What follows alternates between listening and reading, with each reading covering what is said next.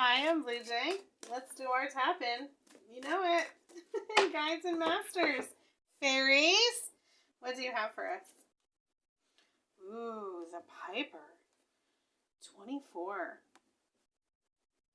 I can actually hear it. I can hear him playing. Interesting. Something's very alluring. Something is like tantalizing you, luring you in. It's got your curiosity. Guides and Masters. What's this about? What's up? The Four of Swords.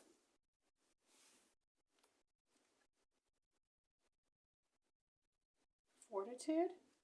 That's the Strength card. It's called Daughter of the Flaming Sword. That's so powerful.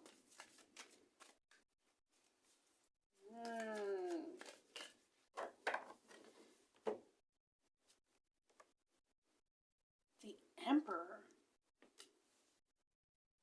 Nice. This is such intense energy. So we have Leo, we have Aries energy, we have Aquarius energy. Man. I don't know why I had to pull another card. I just did. The Ten of Swords. And the bottom of the deck is the Knight of Swords.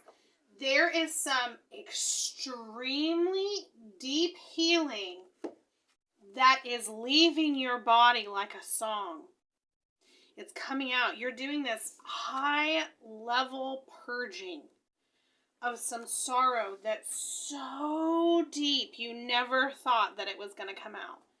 Do you see how you have this like gross center and then it's like you just released this trauma and you can finally hear the sweet music again. Whoa, what is this trauma that's releasing? What is it centered around? You're getting your power back. You've got your wings. Like, oh my goodness. This reminds me of a show that I watched where it was the discovery of witches, where she was down in a well and she had to learn how to fly. And she was in this traumatic situation. That's the picture that came to mind, is that you went through something traumatic and your wings grew. What is this trauma, Guides and Masters, centered around? What is this release that's making us an emperor, this powerhouse of energy? Like, you are fucking unstoppable. What is it based around? The Knight of Wands? The Three of Swords. Look at this dude's face. This, whatever it was, seriously disfigured you. I mean, oh my God. Like, that's what I feel. The Queen of Wands. The Empress. Now we have counterparts here, the Emperor and the Empress. This has to do with your sexuality and how you feel about yourself, what you're capable of doing, what you bring to the table, what you embody, your masculine and feminine parts, what you can give and what you can receive. This is probably someone with some deep sexual damage. Probably rooting from childhood.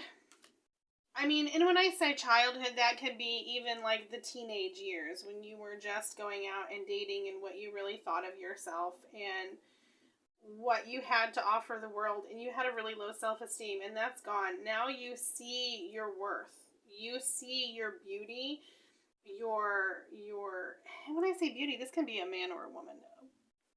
Your unique expression that is alluring to people. Like, there's just this, now you have this swagger about you because you got it going on now, honey. That ain't no joke. You got it going on. You've released something that's held you back, and now you're like, woo! I know what I'm doing.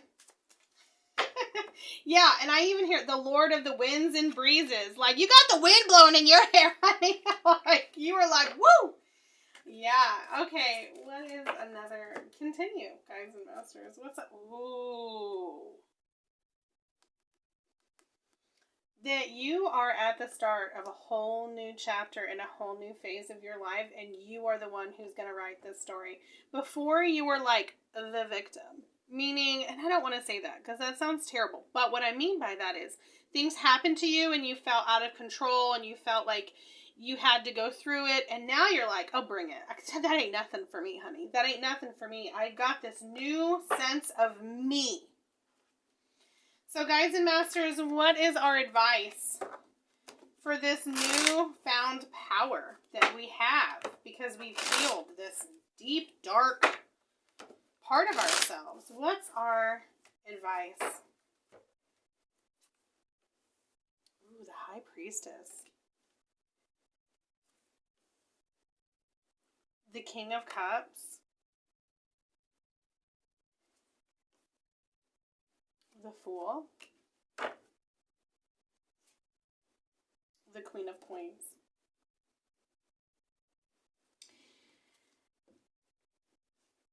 You need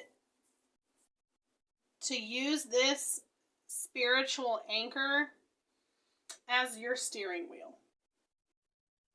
Meaning what you've learned, this lesson that you've gone through about finding yourself again, needs to be at the front of it. It needs to be in the driving seat. It needs to be the wheel. It needs to be always there.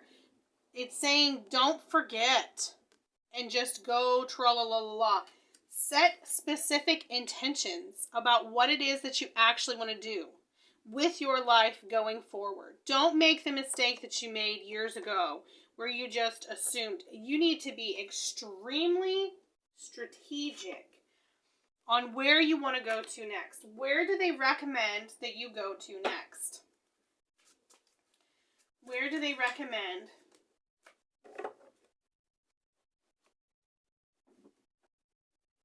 The Feline. 65.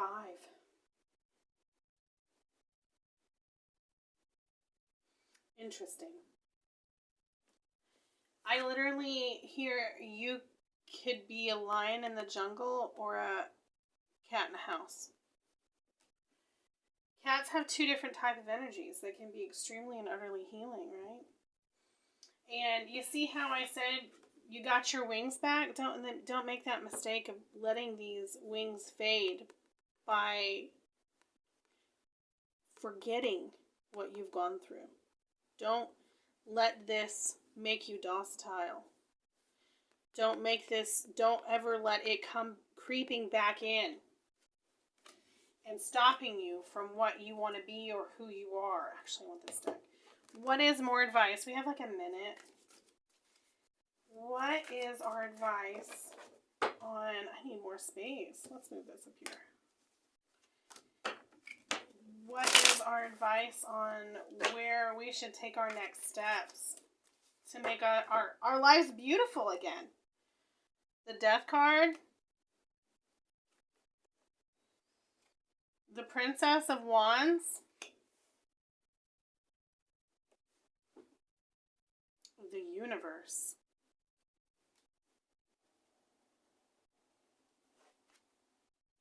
Ooh, and the Tower. Put the past behind you, 100%. Follow. Spirit is going to send in messages and opportunities. That's what this is saying right here. They're going to send in specific opportunities. Oh, sorry, I did not want to show that. Sorry. They're going to send in specific opportunities and they want you to grab them. Be on the lookout for amazing opportunities, but be strategic. There might be some tricks in the bag, meaning don't just take anything that's offered to you. But your guides right now have got your back and setting you up for a beautiful future. Congratulations, honey. This is beautiful. Have a good one.